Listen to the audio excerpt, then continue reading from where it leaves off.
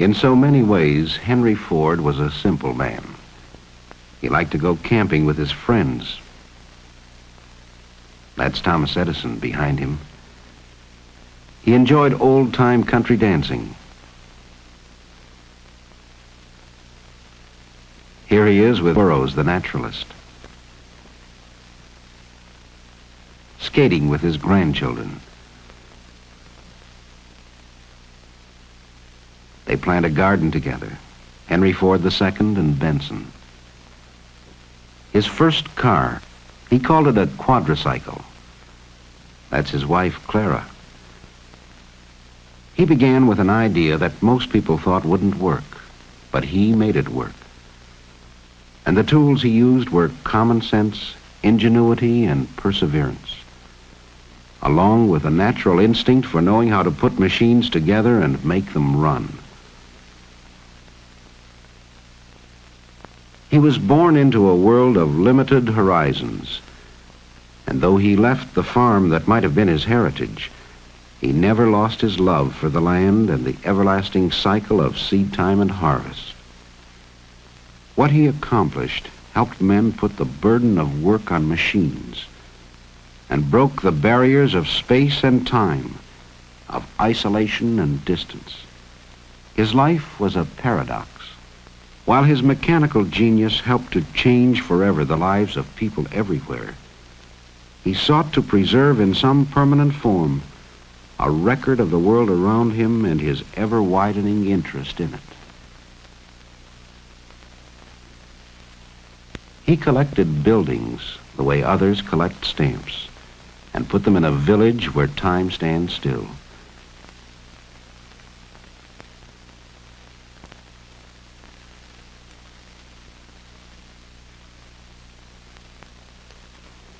He assembled acres of machines and put them under cover in a vast historical museum. And early, he discovered the astonishing capacity of the motion picture camera to document for all time whatever it saw when the crank was turned. In April 1914, at his Highland Park plant, he organized a motion picture department which through the years produced films that were shown in theaters and schools throughout the country.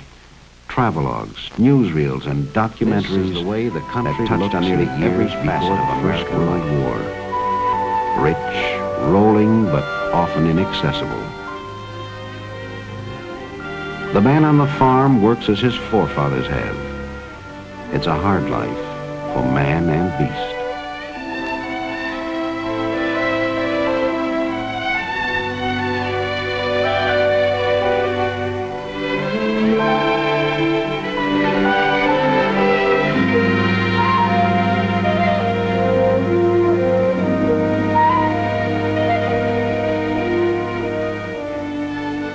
And a long day for the farmer's wife, too.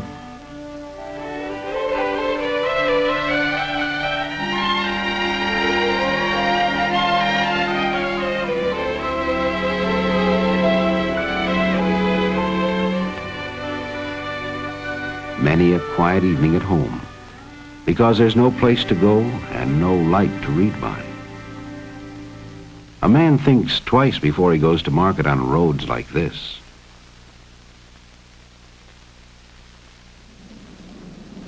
And sometimes he never even gets there.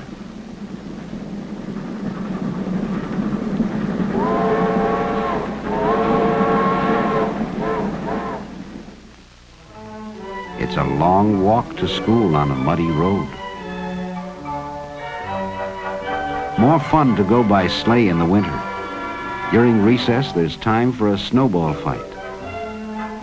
Of a climb up the old elm tree, if you've got the spunk for daring deeds like this.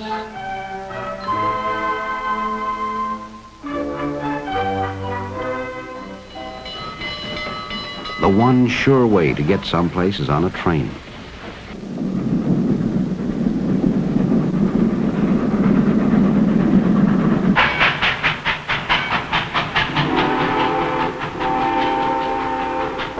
But you can only go where the tracks go.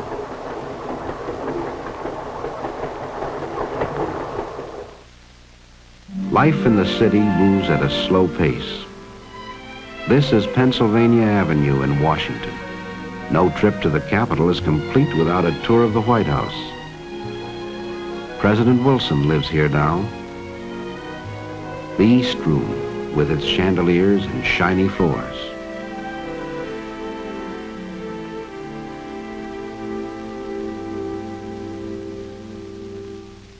There's more hustle and bustle down at the market, Faneuil Hall in Boston, or in New York City on the Lower East Side.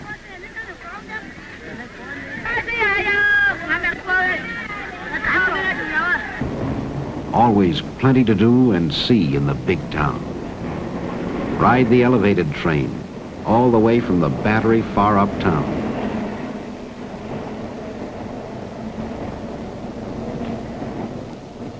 There's the Hippodrome, one of the big theaters in New York. Another way to see the city is a boat ride around Manhattan Island. All aboard. Watch out. Some city slicker may try to sell you the Brooklyn Bridge.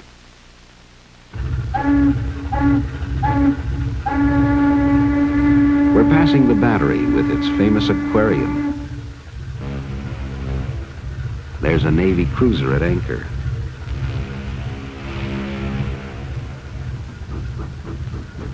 Great ocean liners along the Hudson River. Mighty tall buildings in New York City. The Flatiron Building, shaped like a triangle, and the Woolworth Building, 60 stories high, tallest in the world. Look at that traffic on Fifth Avenue.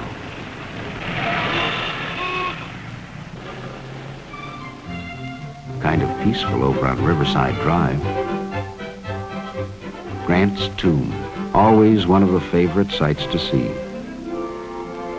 Sunday in Central Park.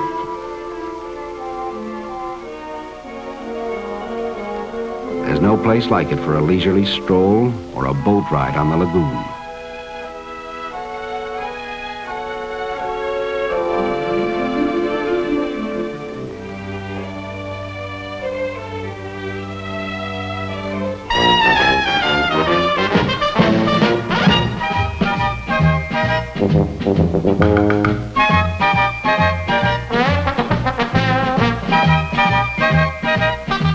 Thrills and spills at Coney Island.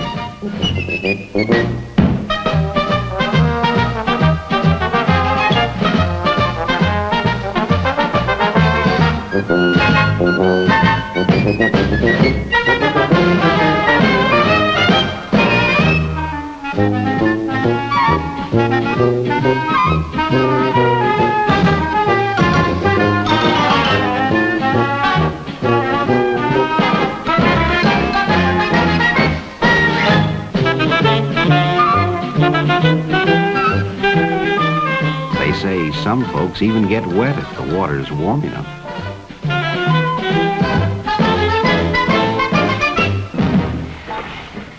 And where do we go on vacation once a year? Atlantic City, of course. No, that's not a real elephant. It's a hotel at the end of the boardwalk.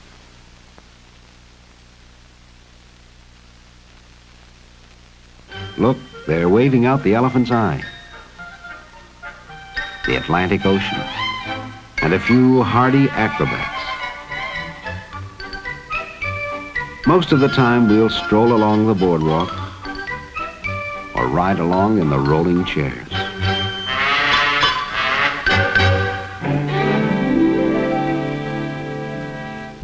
Every city has a pretty park. This is Belle Isle near Detroit, with lagoons for a quiet afternoon ride in a canoe, if you don't mind the crowds. Some like to dance, while others gather around the piano to listen. In the winter, the adventurous go ice skating.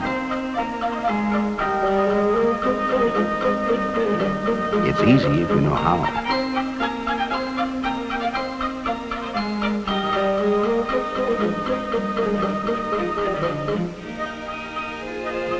For the really daring, there's nothing like the thrill of an ice boat on a clear, cold day, or the fast track on a toboggan slide.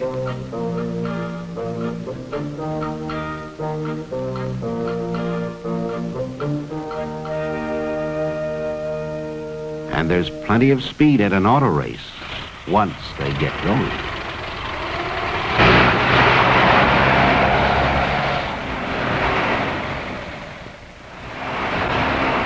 Buffalo Bill himself, William F. Cody, in his 71st year and straight as an arrow. It's 1916, and he's out on tour with his circus again. Indian war dances and bucking broncos.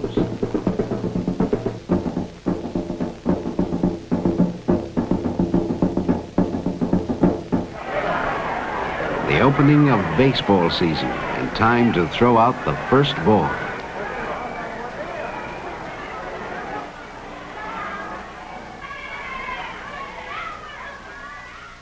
Snapshots of other people we know. John Burroughs, the naturalist, waves to admirers. Luther Burbank, an expert in horticulture. In his experiments, he's removed the spines from the cactus. Says it's good to eat, too. We'll take his word for it. Thomas Edison in San Francisco in 1915. He's out for a drive with his wife and Mr. and Mrs. Harvey Firestone. Joseph G. Cannon of Illinois, former Speaker of the House of Representatives. Will Rogers, America's favorite humorist.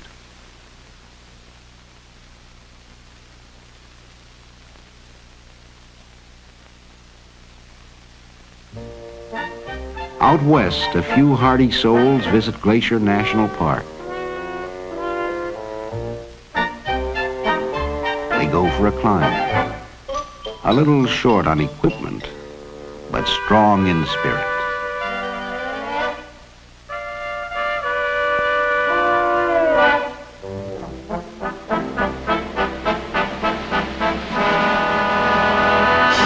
The view is worth the effort, so they say. Uh-oh, there goes Dad.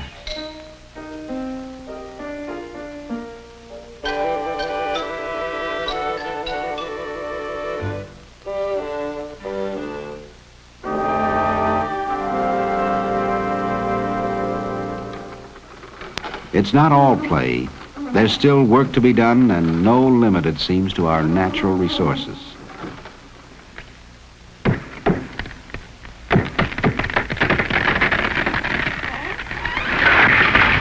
The cameraman can't resist his little joke.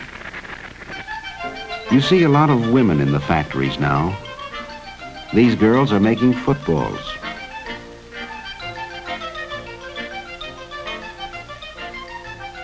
And these are making hats. There is a difference.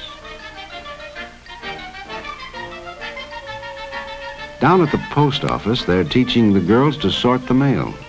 One thing they learn in a hurry, don't pick up too many at once. Too bad. Here's a clean place for women to work, and steady, too.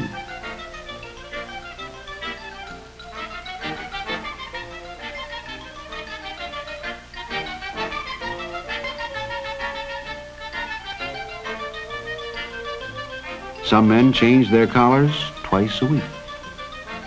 Machines do more and more of the hard work these days.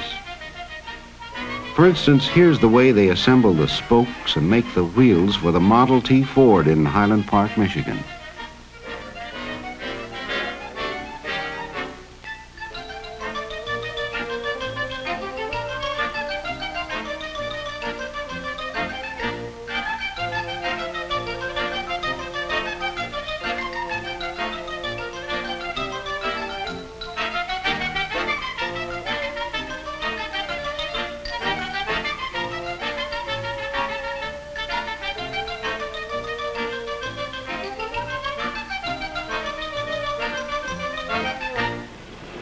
The 8-hour workday ends and the men go home, mostly by trolley.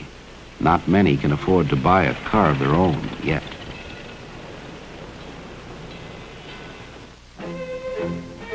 These men went home long ago, when the war between the states ended.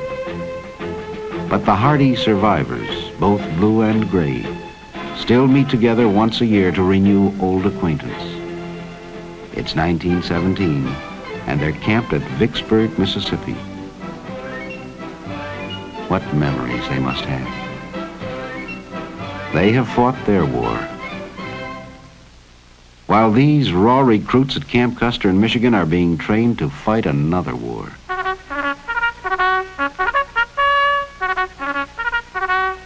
The call goes out and youth responds enthusiastically.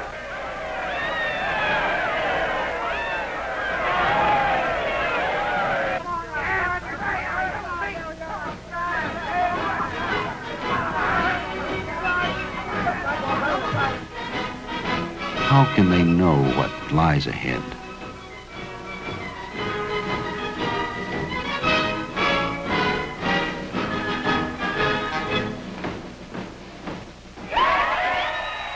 Just a year ago, we re-elected Woodrow Wilson as president. Now we're in a war we hope to avoid, but we're confident he'll lead us to victory. The mood of the nation changes.